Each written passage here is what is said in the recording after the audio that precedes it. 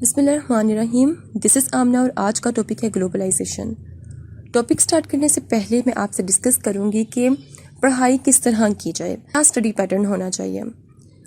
کچھ اسٹوڈنٹس ایسے ہوتے ہیں جو صبح 5 بجے سے لے کے اور مسلسل 1 بجے تک پڑھ رہے ہوتے ہیں، اور آفٹر ورڈ کیا ہوتا ہے کہ دے جسٹ ہیٹ بکس، اور ان کا دل لگتا ہے کہ کتابوں کو آگ لگا دیں، کیونکہ مسلسل پڑھ کے وہ جسٹ فیڈ اپ ہو جاتے ہیں. ایک پیٹرن ہوتا ہے اسٹڈی کا. سب سے پہلے you must know what's your study out کم، کہ آپ پڑھنا کیوں چاہتے ہیں، آپ کی اسٹڈی کا آؤٹ کم کیا ہوگا. آپ کو یہ پتہ ہونا چاہیے کہ آپ نے کتنے ٹاپکس ایک دن میں کور کرنے ہیں تاکہ 1 مہینے بعد آپ کی ایک بک کمپلیٹ ہو جائے. تو آپ اسٹڈی آؤٹ کم اپنے ذہن میں رکھیں. Then secondly you have to self manage your self. Self management میں اس سینس میں لوں گی کہ خود سے سیلف پازیٹیو ٹاک کریں. کوئی بھی پرسن ہے وہ 40 منٹ پڑھے گا کوئی بھی ٹاپک، اس کے بعد اس کی انرجی ڈرین ہو جائے گی، کنسنٹریٹ نہیں کر سکے گا، وہ ڈسٹریکٹ ہونا شروع ہو جائے گا.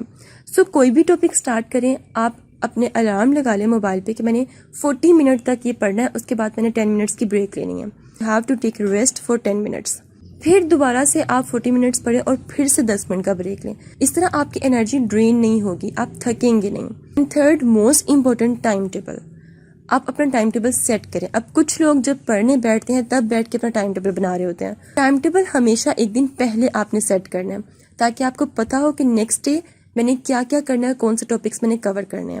سو یہ ایک پیٹرن ہے کہ پڑھائی کس طرح کی جائے، کس طرح سیلف مینجمنٹ کرنی ہے. Hope you understand. اب اسٹریٹ اوے اپنے ٹاپک پہ آتے ہیں. گلوبلائزیشن. گلوبلائزیشن کیا ہوتا ہے؟ A word that is used to describe growing interdependence of economy, culture and people, brought about cross-border trade in goods and services, flow of investment, people and information. کچھ سمجھ آئی ہے؟ مجھے بھی نہیں آئی. دوبارہ سے پڑھتے ہیں. Globalization ایک ایسا word ہے that is used to describe growing interdependence of economy, culture and people. ہم دیکھتے ہیں کہ پوری دنیا میں بہت زیادہ گروئنگ انٹرڈیپینڈنس ہو رہا ہے. کس چیز کا مطلب؟ پوری دنیا ایک دوسرے پہ ڈپینڈ کر رہی ہے، اکنامکلی، کلچرلی اینڈ لوگ ایک دوسرے پہ ڈپینڈ کر رہے ہیں. یہ ہوتی ہے globalisation. بروٹ about cross border trade, اور ہم دیکھتے ہیں کہ کراس بارڈر ٹریڈ بھی ہوتی ہے ان گڈس اینڈ سروسز. چیزیں ایک ملک سے دوسرے ملک میں ٹرانسفر ہوتی ہیں. فلو آف انویسٹمنٹ، اس کے علاوہ پیسے ایکسچینج ہوتے ہیں.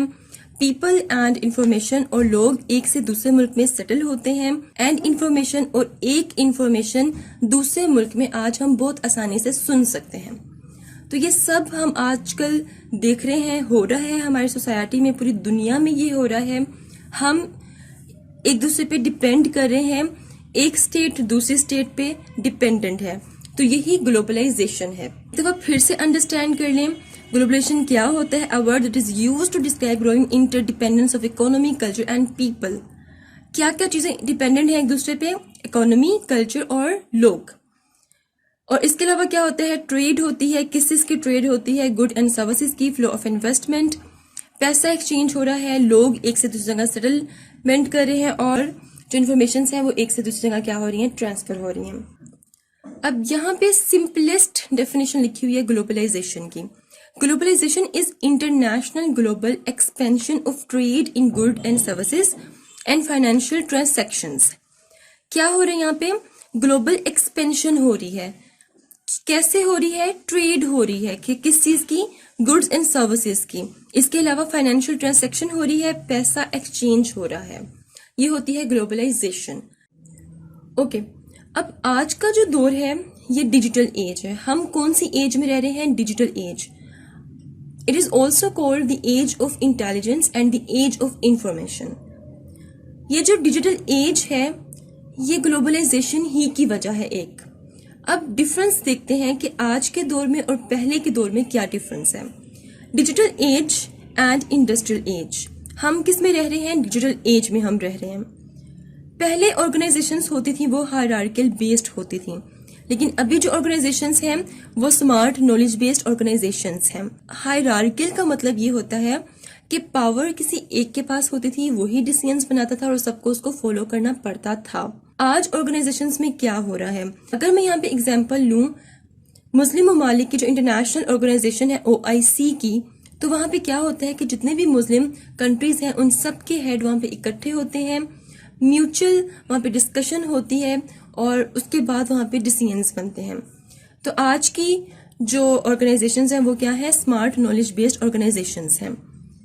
پوزیشن آف اتھارٹی, تب کی جو آرگنائزیشنز تھیں وہاں پہ اتھارٹی کی پوزیشن ہوتی تھی, لیکن آج اگر کسی کی پوزیشن اچھی ہے تو وہ کمپیٹنس کی بیس پہ لوگ ایک دوسرے سے مقابلے میں لگے ہوئے ہیں, آگے نکلنے میں لگے ہوئے ہیں. اگر میں اکنامک انوائرمنٹ کی بات کروں تو پہلے کا جو اکنامک انوائرمنٹ تھا اس میں سرٹینٹی تھی, لائک سب ایک ہی ٹریک پہ چل رہے تھے, کوئی دنیا کی سپر پاور نہیں تھی. اگر میں انڈسٹری لیول کی بات کروں تو سمپل پروڈکٹس بنتی ہوتی تھی, لیکن آج کیا ہو رہا ہے, آج اکنامک انوائرمنٹ کس طرح کا ہے, انسرٹینٹی بہت زیادہ ہے. اگر آج امریکہ سپر پاور ہے تو 2-3 سالوں میں کوئی اور ملک سپر پاور بن سکتا ہے. مینز ایک ٹینیور ہے انسرٹینٹی کا. ڈائنامک ویلیو ایڈڈ پروڈکٹس, اور آج ہم دیکھتے ہیں کہ جو پروڈکٹس ہیں وہ ڈائنامک ہوتی ہیں, مطلب یونیک. اب دیکھیں گھروں میں آٹومیٹک مشینز آ گئی ہیں, برتن دھونے والی مشینز آ گئی ہیں, تو یہ سب کیا ہے, یہ ڈائنامک ہے. ویلیو ایڈڈ پروڈکٹس, اب انڈسٹریز میں جتنی بھی چیزیں بن رہی ہیں وہ سب ویلیو ایڈڈ ہیں. کسی بھی اسٹیٹ کی انڈسٹری اگر اچھی ورک کر رہی ہے تو اس کا GDP ہائی ہوگا. تو ہوپ فلی آپ کو سمجھ آ گئی ہوگی کہ ڈیجیٹل ایج کیا ہوتا ہے اور انڈسٹریل ایج کیا ہوتا ہے. اب ڈیجیٹل ایج میں the quality of life is changing so rapidly. Globalisation بہت تیزی سے پھیل رہی ہے پوری دنیا میں.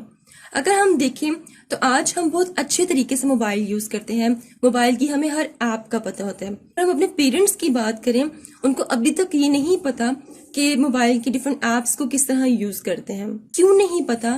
کیونکہ انڈسٹریل ایج سے وہ بلونگ کرتے ہیں. تب ٹیکنالوجی اتنی زیادہ نہیں تھی, اگر ہوتی تو شاید ان کو بھی آج ہم سے زیادہ پتا ہوتا. اب ڈیجیٹل ایج میں ہم رہ رہے ہیں تو اس لیے ہمیں ٹیکنالوجی کو یوز کرنے کا بہتر طریقے سے پتا ہے. تو اب میں یہ کہہ سکتی ہوں کہ digital age brought about many new innovations and inventions. Digital age میں بہت سی انوویشنز, بہت سی انوینشنز آئی ہیں, ہماری زندگی کو بہت آسان بنا دیا ہے. تو دس از کالڈ گلوبلائزیشن. امید ہے اب اتنی لمبی تقریر کے بعد کہ آپ کو سمجھ آ گئی ہوگی. اگر نہیں سمجھ آئی تو یہاں پہ میرے پاس ہیں کچھ ایگزامپلس گلوبلائزیشن کو سمجھانے کے لیے. Examples of globalisation. 1984 میں انٹرنیٹ ڈیوائسز ور 1000 ان نمبر. 1984 میں جو وائی فائی ہمارے گھر میں لگا ہوا ہے, جو ڈیوائسز لگی ہوئی ہیں, وہ 1984 میں پوری دنیا میں کتنی تھیں؟ صرف 1000 تھیں. ٹھیک 2019 میں جو انٹرنیٹ ڈیوائسز تھیں ور مور دین 30 بلین, اور 2019 میں انٹرنیٹ ڈیوائسز کتنی ہو گئیں؟ 30 billion. And this will gonna touch the figure of 50 billion. مطلب 2019 میں 30 بلین تھی, اور اس سے اگلے سالوں میں یہ ایکسپیکٹ کیا جا رہا ہے, جو ایکسپرٹیز نے ایکسپیکٹ کیا ہے کہ انٹرنیٹ ڈیوائسز کی جو تعداد ہے, جو نمبرز ہیں, وہ انکریز ہو کے 50 بلین تک جا سکتے ہیں. اٹس مین کہ جو گلوبلائزیشن ہے وہ بہت تیزی سے پھیل رہی ہے پوری دنیا میں. Number 2, you can hear any news soon after it happen with the help of TV and radio. آج ہم اپنے گھر میں بیٹھ کر دنیا میں کسی بھی کونے میں کچھ بھی ہوتا ہے ہم وہ نیوز سن سکتے ہیں. کیوں؟ کیونکہ گلوبلائزیشن اس قدر ریپڈلی پھیل رہا ہے. اکانومی بیسڈ اور انفارمیشن کمپیوٹرائز. ہماری جو اکانومی ہے وہ انفارمیشن کمپیوٹرائزڈ ہے. آج ہر اسٹیٹ اکانومیکلی اسٹرانگ ہونا چاہتی ہے. We can do any thing on line. ہم آن لائن کچھ بھی کر سکتے ہیں. Like we can do shopping. Shopping میں آپ کو آج کل کے ٹینیور کی ایگزامپل دوں گی. کرونا کا ٹینیور چل رہا ہے اور سب نے آن لائن بزنس اسٹارٹ کر دی ہے, اور سب اپنی عید کی جو شاپنگ ہے وہ آن لائن ہی کر رہے ہیں. اس کے علاوہ we can order food on line, we can educate, we can entertain. اس کے علاوہ ہم بل پیمنٹ کر سکتے ہیں آن لائن. لیکن اس سے جو بیڈ تھنگ ہے وہ یہ ہوئی ہے کہ ہم لوگ سلگش لیزی ہو گئے ہیں, اور ہماری جو سوسائٹی ہے وہ ان ایجوکیٹڈ ہو گئی ہے. ہم اگر موبائل پکڑ کے اس کو یوز کرنا شروع کریں تو ہمیں پتہ ہی نہیں چلتا, 3 سے 4 گھنٹے ایسے ہی گزر جاتے ہیں. جبکہ اگر ہم اپنی پوری زندگی کی پوری سیونگز دے بھی دیں تب بھی ہم اپنی زندگی کا ایک لمحہ بھی واپس نہیں لے کے آ سکتے ہیں. سو ٹیکنالوجی نے ایک طرف تو آسانیاں پیدا کی اور ایک طرف سے ہماری سوسائٹی کو ان ایجوکیٹ کر دیا ہے. چھوٹے چھوٹے سے بچوں کے ہاتھوں میں موبائل آج کل ہوتے ہیں. ان کو اپنی پڑھائی کی فکر نہیں ہوتی, ان کو اس چیز کی فکر ہوتی ہے کہ انہیں موبائل یوز کرنا ہے. Number 5, new laws are form to stop hacking, piracy and theft identity. اب ٹیکنالوجی یوز کرنے کی وجہ سے کیا ہوا ہے کہ ہیکنگ, پائریسی, تھیفٹ آئیڈینٹی, لوگوں نے اپنی فالس آئیڈینٹی بنا لی ہے. لڑکے لڑکیاں بن کے بات کرتے ہیں, لڑکیاں لڑکے بن کے بات کرتی ہیں, تو فالس آئیڈینٹی بنائی ہوئی ہے. اب ان چیزوں کو روکنے کے لیے کچھ لاز انٹروڈیوسڈ ہوئے ہیں, یہ بھی ایک نئی چیز آئی ہے. Number 6, health care facility. اب آج کیا ہو رہا ہے کہ ہم اپنے گھر میں بیٹھ کے جسٹ گوگل پہ ہم آن لائن اپنے ڈاکٹر سے بات کر سکتے ہیں, یا اس کے علاوہ اگر ہمیں کسی بیسٹ ڈاکٹر کے پاس جانا ہے تو آن لائن ہم یہ پتا کر سکتے ہیں کہ بیسٹ ڈاکٹر کا ایڈریس کیا ہے, اس کا نمبر, کس جگہ بیٹھتا ہے, اس کی ٹائمنگ, ہر چیز, ایون کہ ہم اپوائنٹمنٹ بھی آن لائن ہی لے سکتے ہیں.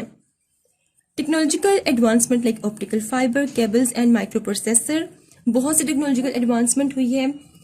روز آئی فون نیا آ رہا ہے, نئی نئی ٹیکنالوجیز انٹروڈیوسڈ ہو رہی ہیں. آپٹیکل فائبر کیبل کی ایک ایگزامپل میں اس طرح سے ریلیٹ کروں گی کہ آپ کو کوئی کال آتی ہے اور آپ جسٹ ہیلو بولتے ہیں اور اس کو فوراً سے وہ آواز کنوے ہوتی ہے, تو یہ آپٹیکل فائبر کیبلز کی ایک ایگزامپل ہے. Today are decisions are not leader driven. آج اگر میں دیکھوں تو جو ہمارے ڈیسیژنز ہیں وہ لیڈر ڈرائیور نہیں ہیں. اس سے پہلے کے اگر دور میں میں جاؤں تو کیا ہوتا تھا, وہاں پہ بادشاہوں کی حکومتیں ہوتی تھیں اور بادشاہوں نے جو کہہ دیا اس کو ہر حال میں ماننا ہی پڑتا تھا. At a moment, whatever data we receive, at a moment, whatever information we receive, we make decisions accordingly. تو ان کے مطابق ہی ہم اپنے آپ کو ڈھالتے ہیں, ان کے مطابق ہم اپنے ڈیسیژنس بناتے ہیں. Number 9, what Google is doing collecting data. اب گوگل بیسیکلی کیا کر رہا ہے, لوگ انٹرنیٹ میں ڈیٹا ایڈ کرتے ہیں, گوگل وہ ڈیٹا کلیکٹ کرتا ہے اور ان لوگوں تک پہنچاتا ہے جنہوں نے اپنا کوئی ڈیسیژن بنانا ہے کسی بھی چیز کے بارے میں. So what Google is doing today, what what's app, what's face book is doing today. ایک ٹائم تھا ای میل کو بہت بڑی چیز سمجھا جاتا تھا, لیکن آج کیا ہے, آج گوگل, واٹس ایپ نے اتنی آسان چیزیں کر دی, ایک سیکنڈ میں فائل ٹرانسفر ہوتی ہے. نمبر 10, موسٹ امپورٹنٹ اور گلوبلائزیشن کی سب سے مزے کی مجھے یہ بات لگتی ہے, cash payment system replaced by digital payment. اب پوری دنیا میں کیا ہو رہا ہے کہ جو کیش پیمنٹ سسٹم ہے وہ ڈیجیٹل پیمنٹ سے ریپلیس ہو رہی ہے. Sweden is number 1 in this regard, UK is second and US is third. اب سویڈن میں دیکھوں تو 80% جو وہاں کے سویڈش لوگ ہیں, جو وہاں کے, وہ کریڈٹ کارڈ یوز کرتے ہیں اور موبائل ایپ یوز کرتے ہیں پیمنٹ کے لیے. سویڈن کے لوگ کوئی بھی چیز پرچیز کرتے ہیں تو کبھی بھی دکاندار کو پیسے نہیں دیتے, ہمیشہ کریڈٹ کارڈ دیں گے یا پھر موبائل ایپ کے تھرو پیسے دیں گے. So cash is no longer king in Sweden. Cash اب وہاں پر نہیں چل رہا. ایون کہ ان کے چھوٹے چھوٹے جو بچے ہیں وہ بھی کریڈٹ کارڈ یوز کرتے ہیں. 25% ڈیجیٹل پیمنٹ بڑھی ہے سویڈن میں 2016 سے 2018 میں, اور اب یہ جو پیمنٹ ہے یہ مزید بڑھ رہی ہے, اور یہی سسٹم پاکستان میں بھی ہونا چاہیے. یہ جو ڈکیتیاں ہوتی ہیں, ڈاکے پڑتے ہیں, یہ سب کچھ یہ ختم ہو جائے گا اگر کیش پیمنٹ سسٹم ریپلیس ہو جائے ڈیجیٹل پیمنٹ سسٹم سے. دین number 11, a product produced in one state find itself in competition in another state. اس کے علاوہ گلوبلائزیشن کی وجہ سے کیا ہو رہا ہے, سپوز کرتے ہیں کہ ایک پروڈکٹ پاکستان میں پروڈیوس ہو رہی ہے, یا میں کہتی ہوں کہ ایک ٹی شرٹ پاکستان میں بن رہی ہے, ٹھیک ہے. اب وہ جو ٹی شرٹ ہے بالکل ویسی ہی ٹی شرٹ اگر US میں بن رہی ہے, تو ٹی شرٹس کا ایک کمپٹیشن ہوگا, کیونکہ لوگ ہمیشہ وہ چیز پریفر کرتے ہیں that is cheap in price but that is best and better in quality. تو پاکستان میں اگر ہم کمپیئر کریں تو جو انڈسٹری ہے اتنی اچھی کام نہیں کری. امریکہ کی انڈسٹری ٹاپ پہ جا رہی ہے, چیزیں بہت اچھی وہاں بن رہی ہیں.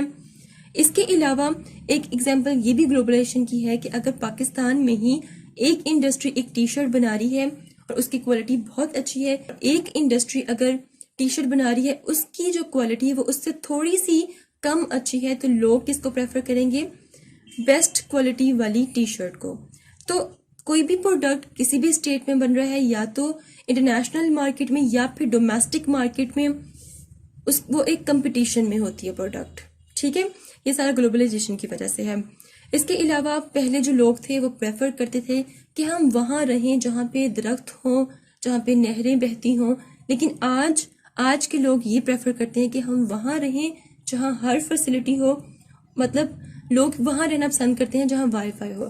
یہ بیسیکلی کیا ہے؟ یہ گلوبلائزیشن کے ریزلٹس ہیں بیسیکلی. تو ہوپ فلی اب آپ کو یہ سمجھ آ گئی ہوگی گلوبلائزیشن کیا ہے. ہمارے ارد گرد اگر نظر دہرائیں تو جو روڈز پہ گاڑیاں نظر آ رہی ہیں یہ بھی گلوبلائزیشن ہے. یہ جو آپ کو اپنے گھر میں اے سی نظر آ رہا ہے یہ بھی گلوبلائزیشن ہے. یہ جو آپ کو اپنے گھر میں لائٹس نظر آ رہی ہیں، پنکھے نظر آ رہے ہیں، یہ سب گلوبلائزیشن کا ریزلٹ ہے. تو اب آپ کو یہ سمجھ آ گئی ہے کہ گلوبلائزیشن کیا ہوتا ہے. اب ہم دیکھتے ہیں historical perspective of globalisation. Facts that promote globalisation. اب یا تو آپ یہ ہیڈنگ دے سکتے ہیں یا پھر آپ ہیڈنگ دے سکتے ہیں ہسٹوریکل پرسپیکٹو آف گلوبلائزیشن. آپ یہ سمجھیں کہ میں آپ کو ایک کیپٹیویٹنگ سٹوری سناؤں گی. سٹوری کی طرح سمجھیں گے تو آپ کو ہسٹوریکل پرسپیکٹو اچھی طرح سے سمجھ آ جائے گا. اب ایک دفعہ کا ذکر تھا کہ ورلڈ وار 2 ختم ہوئی. آفٹر ورلڈ وار 2 ختم ہوئی، بہت سی ڈیتھس ہوئیں، بہت سی کیجویلٹیز ہوئیں، لوگوں میں ڈر بیٹھ گیا، لوگ سائیکولوجیکل اب نارمل ہو چکے تھے. فیئر آف ورلڈ وار 3، لوگوں میں ایک ڈر تھا کہ کہیں ورلڈ وار 3 بھی نہ ہو جائے. ورلڈ ٹریڈ ایٹ زیرو، دنیا کی ٹریڈ زیرو پہ آ چکی تھی. ورلڈ اکنامک آرڈر کولیپس، دنیا کی جو اکانومی تھی وہ کولیپس کر چکی تھی. لوگ بہت پریشان تھے. پھر ایک گروپ سامنے آیا، اکانومک تھنکر. یہ سارے اکانومک تھنکر تھے. انہوں نے آ کے ایک تھیری پیش کی پوری دنیا کے سامنے. اس تھیری کا نام تھا نیو لبرلزم. اب اس گروپ کا جو ہیڈ تھا وہ تھا جان مینرڈ کینس. جان مینرڈ نے 3 آرگیومنٹس دیے. سب سے پہلے اس نے کہا government should make some role and regulations. یہ GOV میں نے شارٹ کر کے گورنمنٹ لکھ دی ہے، آپ پورے ہی ورڈز لکھیے گا. Government should make some role and regulations.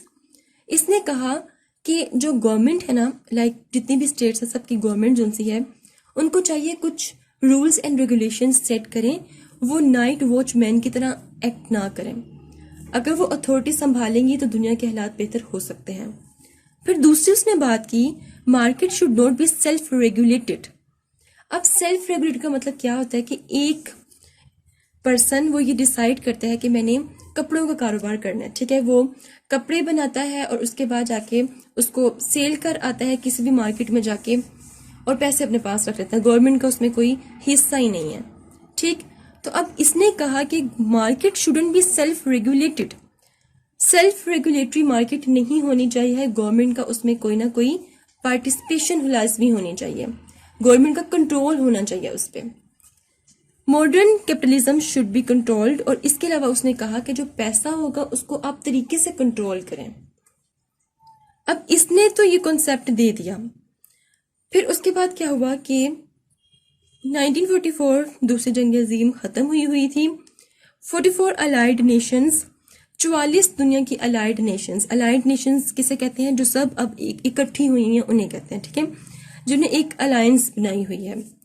یہ اکٹھی ہوئی کہاں پہ اکٹھی ہوئی؟ ماؤنٹ واشنگٹن ہوٹل، US میں ماؤنٹ واشنگٹن ہوٹل میں اکٹھی ہوئی اور وہاں پر انہوں نے ایک کانفرنس کی. اس کانفرنس کا نام کیا تھا؟ برٹن ووڈز کانفرنس. اس کانفرنس پہ انہوں نے بیٹھ کے یہ دیکھا کہ ورلڈ اکنامک آرڈر کو کس طرح سے بہتر بنایا جا سکتا ہے. پھر ان کو ایسا لگا، یہ جو 44 الائیڈ نیشنز تھیں ان کو ایسا لگا کہ جو جان مینرڈ ہے اس نے اچھی باتیں کی ہیں، اس نے آرگیومنٹس اچھے دیے ہیں، کیوں نہ اس کے آرگیومنٹس کو اپلائی کر کے ہم ورلڈ اکنامک آرڈر کو بہتر بنا لیں. اوکے، اس کے بعد کیا ہوا؟ اس کانفرنس کے بعد پھر 3 انسٹیٹیوشنز بنے.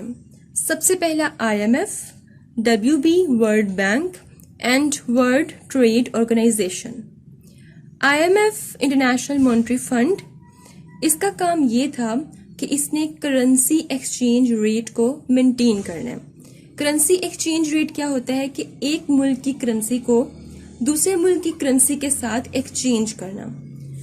ورلڈ بینک اور ورلڈ ٹریڈ، اس طرح گلوبلائزیشن سٹارٹ ہو گئی، ٹریڈ سٹارٹ ہو گئی، انٹرنیشنل مارکیٹ ڈومیسٹک مارکیٹ کو کنٹرول کیا گیا.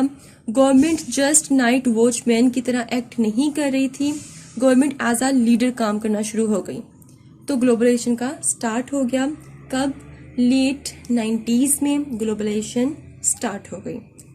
یہاں پہ یہ اسٹوری ختم ہو گئی ہے. اب دیکھتے ہیں کہ ٹائپس آف گلوبلائزیشن کیا ہوتی ہیں.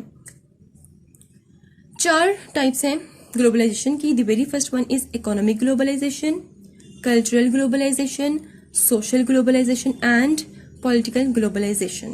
تو اب ایک ایک کر کے ان سب کو دیکھتے ہیں. اب دیکھتے ہیں کہ اکنامک گلوبلائزیشن کیا ہوتا ہے. لیکن اس سے پہلے ایک کوشچن ہے, وائی سپریٹ اکنامک گلوبل انٹرڈیپینڈنس. کیوں اکنامک انٹرڈیپینڈنس بڑھ رہی ہے؟ دی scale of trade has increase tremendously. ہم دیکھتے ہیں کہ جو ٹریڈ ہے وہ بہت زیادہ بڑھتی جا رہی ہے, جس کی وجہ سے اکنامک انٹرڈیپینڈنس بھی بڑھتا جا رہا ہے. اب ٹریڈ کیوں بڑھ رہی ہے, ایسی کون سی ریزنس ہے وہ دیکھتے ہیں. دیکھیں, the very first one is multi national companies have global reach and increasing power.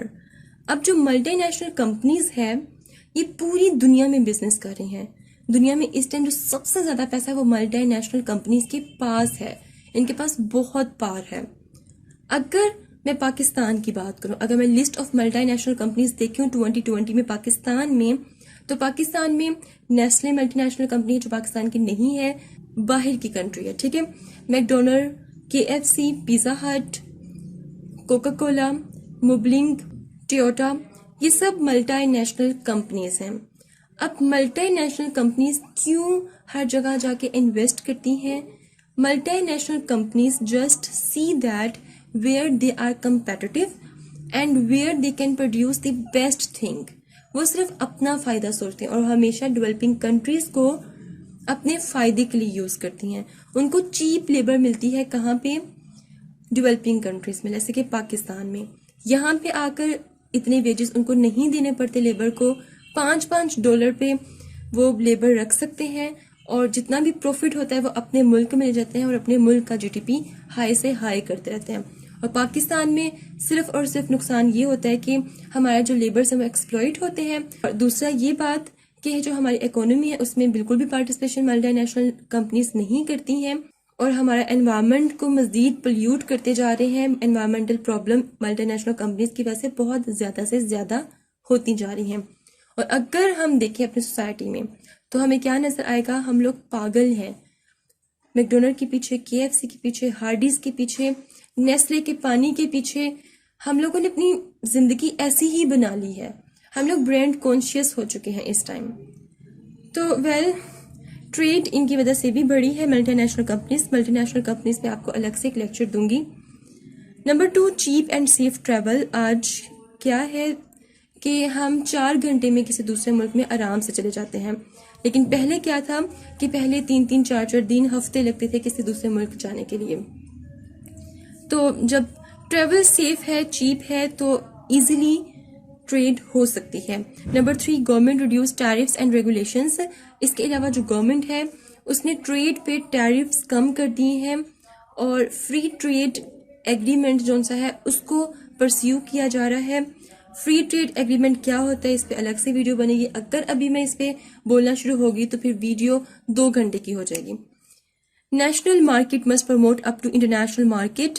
اب نیشنل مارکیٹ, ڈومیسٹک مارکیٹ کون سی ہوتی ہے؟ ڈومیسٹک مارکیٹ وہ ہوتی ہے جیسے کہ پاکستان کی ایک مارکیٹ ہے, اس میں کہوں گی ڈومیسٹک مارکیٹ. ٹھیک ہے, انڈیا کی ایک مارکیٹ ہے, اس میں کہوں گی ڈومیسٹک مارکیٹ. لیکن اگر پاکستان اپنے پروڈکٹس US میں جا کے سیل کر رہا ہے تو اٹس مین کہ پاکستان کی جو نیشنل مارکیٹ ہے وہ خود کو اوپن کری ہے کہاں پہ؟ انٹرنیشنل مارکیٹ میں. Clear? Now political globalisation. Organisations of different countries into trade block. اب مختلف جو کنٹریز ہوتی ہیں انہوں نے آپس میں بلاکس بنائے ہوتے ہیں, ٹریڈ بلاکس, جیسے کہ EU, یورپین یونین. اب یورپین یونین میں جتنی بھی کنٹریز ہوں گی وہ آپس میں فری ٹریڈ کریں گی. World trade organization and NAFTA. اب نافٹا میں 3 کنٹریز ہیں اور یہ تینوں آپس میں فری ٹریڈ کریں گی. Organisations help two separate آئیڈیولوجیز, intervene to solve miss understanding. اب جب آرگنائزیشنز میں جب کنٹریز آپس میں بیٹھ کے ڈسکشن کرتی ہیں تو وہ ایک دوسرے کی آئیڈیولوجیز ٹرانسفر کرتی ہیں. Intervene to solve miss understanding. اگر کوئی مس انڈرسٹینڈنگ ہے اسے سالو کرتی ہیں. ہیومن رائٹس پہ بات کرتی ہیں. اس طرح کی بہت سے مختلف چیزوں پہ بات کرتی ہیں. ٹھیک ہے, تو مطلب پولیٹیکلی ان کی بانڈنگ بڑی اسٹرانگ ہوتی ہے. اب یونائٹڈ نیشن کی میں بات کرتی ہوں. یونائٹڈ نیشن میں جب بھی کوئی بہت بڑا مسئلہ ہوتا ہے سب اکٹھے ہوتے ہیں, مل کے بیٹھتے ہیں, اب سب کے پاس نالج ہوتا ہے, شیئر کرتے ہیں, پھر کوئی ڈیسیزن لیتے ہیں. تو اسے کہتے ہیں پولیٹیکل گلوبلائزیشن. دنیا ایک دوسرے کے مشورے سے چل رہی ہے آج کل. Social globalisation, sharing of ideas information between different countries. اب مختلف آئیڈیاز انفارمیشنز شیئر ہو رہی ہے ہمارے سوسائٹی میں, جس کی وجہ سے ڈفرینٹ سوشل کنسٹرکشن سامنے آ رہی ہے.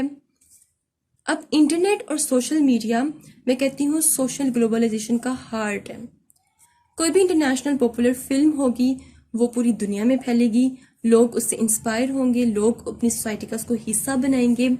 کوئی بھی ٹی وی سیریل جو کہ بہت اچھا ہوگا, لوگ جو ایکٹیو ویور ہوتے ہیں نا وہ بہت سیکھتے ہیں ٹی وی سے. ان کو ایسا لگتا ہے کہ زندگی صرف یہی ہے اور وہ اس کو اپنی لائف میں امپوز کرنا شروع ہو جاتے ہیں, جبکہ جو بھی ٹی وی میں آپ کو نظر آتا ہے وہ سب جھوٹ ہوتا ہے. اصل زندگی میں ایسا نہیں ہوتا. تو اس کی بیس پہ بہت سے گھر بھی خراب ہوئے ہیں. دیکھیں اب ایک ٹی وی سیریل ہے, اس میں یہ دکھایا جاتا ہے کہ ایک لڑکا بالکل پرفیکٹ ہے, ایک لڑکی بالکل پرفیکٹ ہے, نہ وہ اپنے گھر میں کبھی بدتمیزی کرتے ہیں, لیکن اصل لائف ایسے نہیں ہوتی ہے. اصل لائف میں ہمیں غصہ بھی آتا ہے, ہماری موڈ سوئنگز ہیں جو چینج ہوتے رہتے ہیں. تو اگر ہم ٹی وی سیریلز کو, پاپولر انٹرنیشنل فلمز کو یا کتابوں سے کہانیاں اٹھا کے اپنی زندگی میں امپلیمنٹ کرنا شروع ہو جائیں گے تو ہم اپنی زندگی کیا کر لیں گے, کولیپس کر لیں گے. سوشل گلوبلائزیشن ایک تو اچھی بات ہے کہ آئیڈیاز انفارمیشنز ہمیں بہت جلدی ملتے ہیں. گوگل پہ آپ چلے جائیں ہمیں ہر طرح کی انفارمیشن ملے گی, یہ بھی ایک سوشل گلوبلائزیشن کی ایگزامپل ہے. Cultural globalisation, transmission of ideas values around the world. Cultural globalisation کسے کہتے ہیں کہ پوری دنیا میں آپ کے آئیڈیاز, آپ کے ویلیوز, آپ کے میننگز ٹرانسفر ہو رہے ہیں اور دوسرے لوگوں کو انسپائر کر رہے ہیں. جیسے کہ بہت سے ملکوں میں کلچرل ایگزیبیشن بھی ہوتی ہیں جہاں پہ ہر ملک اپنے کلچر کو پریزنٹ کرتا ہے پوری دنیا کے سامنے. اب بہت سی ایسی کانفرنسز ہوتی ہیں, بہت سی ایسی میٹنگز ہوتی ہیں انٹرنیشنل لیول پہ جہاں پہ لیڈرز جاتے ہیں اور بیٹھ کے بات کرتے ہیں, اپنے آئیڈیاز, اپنی ویلیوز کو چینج کرتے ہیں, ایکسچینج کرتے ہیں. اب اس کے علاوہ میں بات کرتی ہوں پاکستان کی. دیکھیں پاکستان کی جو ڈریسنگ ہے نا, نیشنل ڈریس میں بات کروں وہ ہے شلوار قمیض, لیکن گلوبلائزیشن نے ہماری ڈریسنگ کو بھی افیکٹ کیا ہے. ہم برانڈ کانشیس ہو چکے ہیں, ہم اپ ٹو ڈیٹ فیشن جو سا ہوتا ہے اس کو فالو کرتے ہیں. شلوار قمیض تو ہمیں بہت کم نظر آتی ہے. اگر میں فوڈ کی بات کروں تو fast food culture is wide spread in Pakistan, جبکہ ہمارا ڈیپ روٹیڈ دیسی کوزین ہے. آج کل آپ 80% لوگ دیکھ لیں پاکستان کے, ان کو فاسٹ فوڈ پسند ہوگا, دیسی فوڈ ان کو پسند نہیں ہوگا. اس کے علاوہ ہم ایک گھر میں رہتے ہوئے ایک دوسرے سے 2-3 دن ملتے ہی نہیں ہیں, آپس میں بیٹھتے ہی نہیں ہیں. یہ بھی کس کا نتیجہ ہے, گلوبلائزیشن کا نتیجہ ہے. ہماری سوچ چینج ہو چکی ہے, کس کی وجہ سے, کلچرل گلوبلائزیشن کی وجہ سے یا صرف گلوبلائزیشن کی وجہ سے. تو کوئی بھی چینجنگ جو ایک اسٹیٹ میں آتی ہے obviously یہ فیکٹ بات ہے کہ وہ دوسرے اسٹیٹ میں جائے گی. تو یہ تھا all about globalization. This video help you a lot. ملتے ہیں نیکسٹ ہاٹ ایشو کے ساتھ. Until then مجھے اپنی دعا میں یاد رکھیں. Stay tuned and اللہ حافظ.